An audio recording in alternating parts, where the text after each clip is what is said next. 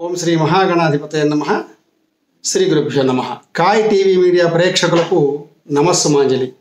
మనం ఇప్పుడు ఈ వీడియోలో పరమ భాగవతోత్తములైనటువంటి పోతనామాత్యుల వారు దుర్గా అమ్మవారిని స్తుతించినటువంటి ఒక ప్రార్థనా పద్యముల గురించి సోదాహరణపూర్వకంగా తెలుసుకుందాం. అమ్మల గన్నయమ్మ ముగురమ్మల మూలపుటమ్మ సాల పెద్దమ్మ సురారులమ్మ కడుపారడి పుచ్చినయమ్మ తన్ను లోనమ్మిన వేల్పుటమ్మల మనమ్ముల నుండెడియమ్మ దుర్గ మాయమ్మ కృపాబ్ధియుచ్యుత మహత్వ కవిత్వ పటుత్వ సంపదల్. దివ్యమంత్ర సదృశ్యమైనటువంటి పరమాద్భుతమైన పద్యం. దీని భావం ఏంటంటే, అమ్మలందరికీ అమ్మ మహాలక్ష్మి, మహాకాళి, మహాసరస్వతులైన ముగురమ్మలకు మూలమైన అమ్మట. అందరమ్మల కన్నా అధికురాలైన అమ్మ.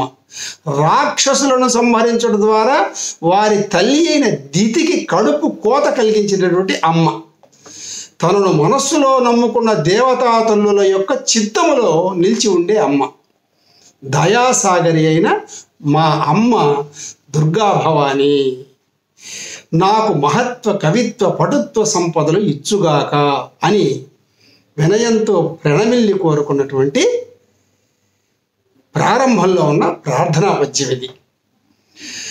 మహాతపస్వి అయినటువంటి పోతన గారి లేఖిని నుండి జాలువారిన కవితా స్రవంతి ఆంధ్ర జన హృదయ కేదారములను తడుపుతూ తాపత్రయములను హరింపజేసేటటువంటి పరమాద్భుతమైన ఉత్పలమాల పద్యం అండి. ఇదొక కర్పూర సుగంధ గుళిక. భాగవత ప్రారంభంలో ఆదిపరాశక్తి స్వరూపమైన, అంటే మనము ఇంగ్లీష్లో కాస్మిక్ ఎనర్జీ అంటాం, అలాంటి దుర్గాదేవిని భక్తితో స్తుతించిన పద్యం. మరి తన్ను లోనమ్మిన వేల్పుటమ్మల మనమ్ముల నుండెడి అమ్మ అన్నాడు ఈ పద్యంలో. అంటే అష్టమాతృకులు అన్నమాట. అంటే ఈ అష్టమాతృకులు శ్రీచక్రంలో నిక్షిప్తమై ఉంటారు. అంటే తూర్పున బ్రాహ్మి, దక్షిణమున మహేశ్వరి, పశ్చిమాన కౌమారి, ఉత్తరమున వైష్ణవి, ఆగ్నేయంలో వారాహి, నైరుతిలో మాహేంద్రి, వాయువుల్లో చాముండి, ఈశాన్యంలో సంపదలనిచ్చే శ్రీ మహాలక్ష్మి. ఈ శ్రీచక్రం యొక్క దేవతలుగా ఉండే వీరు మహాశక్తి అయిన దుర్గమ్మ లోపల కొలువై ఉంటారటండి. ఈ ముగ్గురమ్మలు ఎవరు? మళ్ళీ మహాలక్ష్మి, మహాకాళి, మహాసరస్వతి. వీళ్ళే ఇచ్ఛాశక్తి, జ్ఞానశక్తి, క్రియాశక్తి రూపములైనటువంటి బ్రహ్మశక్తి, రుద్రశక్తి, విష్ణుశక్తులు. అలాంటి తల్లులకే తల్లి అయినటువంటి ఆదిపరాశక్తి అయినటువంటి దుర్గమ్మకు నమస్కరించుకుంటూ ఈ పద్యాన్ని చెప్పాడండి. ఆ అమ్మ దయతో మహత్వ కవిత్వ పటుత్వ సంపదలు ఈయన కోరుకున్నాడండి. పోతన గారు ఈ పద్య రచనలో ఒక నిగూఢమైనటువంటి రహస్య ఆలోచన చేసి ఈ అద్భుత పద్యాన్ని రచించారు. అమ్మవారి యొక్క శాక్తేయ ప్రణవములు, బీజాక్షరములను రహస్యంగా ఇందులో నిక్షిప్తం చేసిన పద్య రాజమిది. ఇక్కడ మహత్వము అంటే ఓం అనే బీజాక్షరం, కవిత్వము అంటే ఐం, పటుత్వం అంటే హ్రీం, సంపదలకు శ్రీం. ఆమె శ్రీ మహాలక్ష్మి. అంటే ఓం ఐం హ్రీం శ్రీం అన్నమాట. మామూలుగా బీజాక్షరములను పలకాలంటే మనం గురుముఖంగా నేర్చుకోవాలి. దానికి కొన్ని నియమ నిష్టలు ఉన్నాయండి.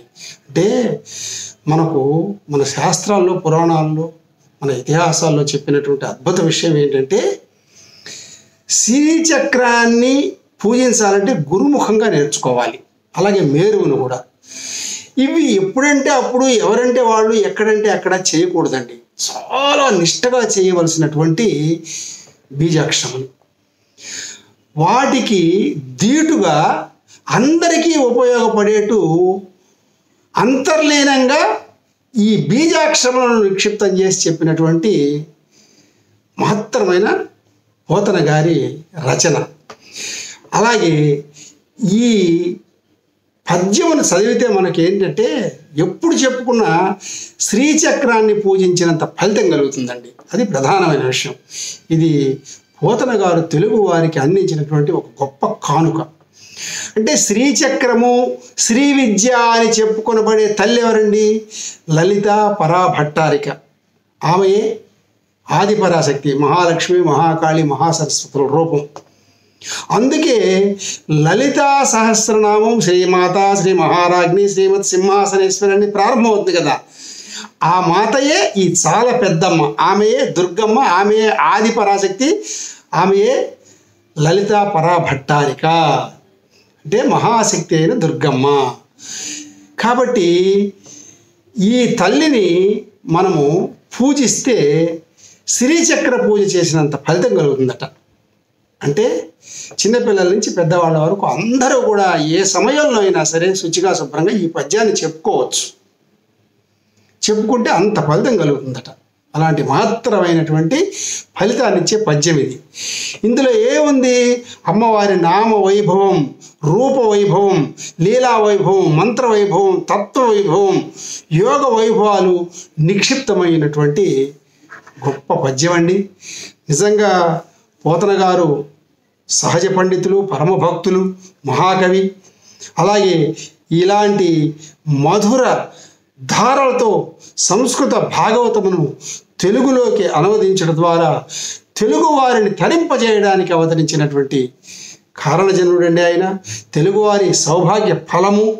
ఈ సహజ పండితుడు కావ్య ఆరంభమున పరమశివుణ్ణి, బ్రహ్మను, గణపతిని, సరస్వతిని, దుర్గామాతను, లక్ష్మీదేవిని, ఇతరత్ర అందరూ దేవతా గణాలని పూజించి ప్రణమిల్లి చెప్పినటువంటి భాగవతం అందరూ చదివి తీరాల. ప్రతి ఒక్కరూ మనం చెప్పవల్ల ఆంధ్రులైన వాళ్ళందరికీ భాగవతంలో ఏదో ఒక చిన్న పద్యమైనా వచ్చి ఉంటుంది అంటారు, సందేహం లేదు. రాని వాళ్ళు నేర్చుకోండి. ఎందుకంటే మనకు ఒక సామెత కూడా పుట్టింది, భాగవతం భాగవతం భాగవతం అని పలుమార్లు అంటూ ఉంటే బాగవుతామట, అంటే బాగుపడతామట. అలాంటిది మరి దుర్గమ్మను ఆదిపరాశక్తిగా భావించి ప్రణమిల్లిన ఇలాంటి మంత్రసదృశమైనటువంటి పద్యాలు పోతన గారి భాగవతంలో కోకొల్లలో తెలియజేస్తూ మరొక అద్భుతమైన పద్యంతో మరొక వీడియోలో కలుసుకుందాం. సర్వే జనా సుఖినో భవంతు. స్వస్తి. మరిన్ని అప్డేట్స్ కోసం మా కాయ్ టీవీని సబ్స్క్రైబ్ చేసుకోండి. మా వీడియో కనుక మీకు నచ్చినట్లయితే లైక్ చేయండి, షేర్ చేయండి. మీ విలువైన అభిప్రాయాలను కామెంట్ బాక్స్లో తెలియజేయండి.